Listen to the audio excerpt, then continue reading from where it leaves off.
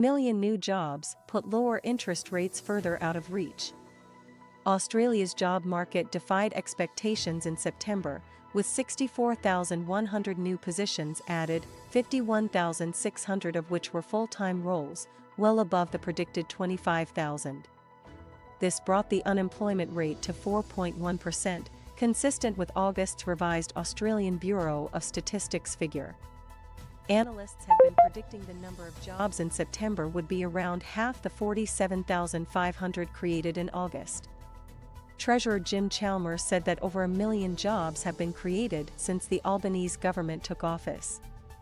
This is the first and only time any government of any political persuasion has overseen the creation of 1 million new jobs in a single parliamentary term, Chalmers said. We welcome the fact that the majority of these million new jobs are full-time and around half are for women. Another milestone was reached. About 10.03 million Australians now have full-time work, the first time the 10 million mark has passed. The participation rate, the proportion of working-age people in the labor market, was also a record at 67.2%, and the total hours worked increased to 1.97 billion. Around 482,000 people began employment, while around 391,000 people stopped working. While the strong job growth is a positive sign, analysts warn of a slowdown, with fewer employment advertisements and vacancies.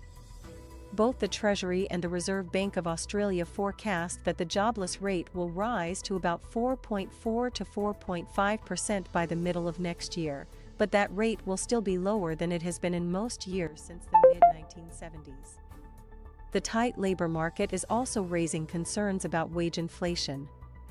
Many economists believe that this robust jobs data will make the RBA reluctant to cut the official cash rate in its upcoming November and December meetings.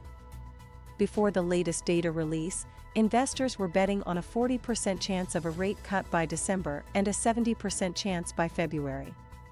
While the latest ABS data does not break down job gains by sector, Jobs and Skills Australia, a federal government agency, predicts the largest gains over the next 10 years will be in the categories of managers and professionals and community and personal service workers.